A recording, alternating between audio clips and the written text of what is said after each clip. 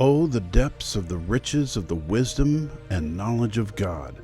How unsearchable his judgments and his paths beyond tracing out! Who has known the mind of the Lord, or has been his counselor? Who has ever given to God that God should repay them? For from him and through him and for him are all things. To him be the glory forever. Amen.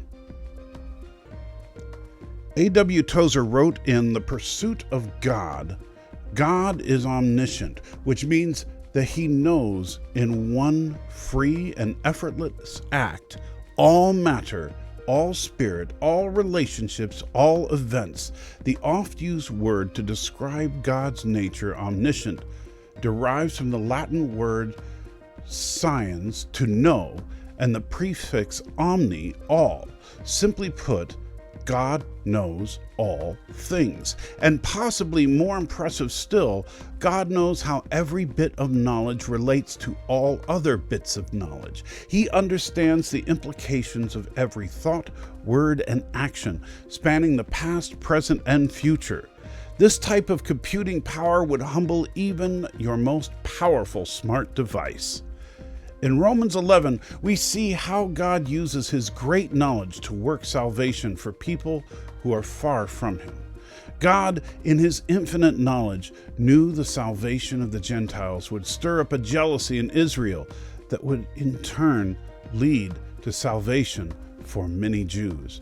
No one saw this coming, but since God's knowledge is not limited by space and time, he was able to write salvation's story in a way most compelling for those far and those near. In the middle of explaining this, Paul finds himself overwhelmed, and where we might insert a mind-blown emoji, Paul writes a doxology, praise song, to express how amazed he is at the depth of God's knowledge. God knows all things, visible and invisible, in heaven and on earth, past, present, and future.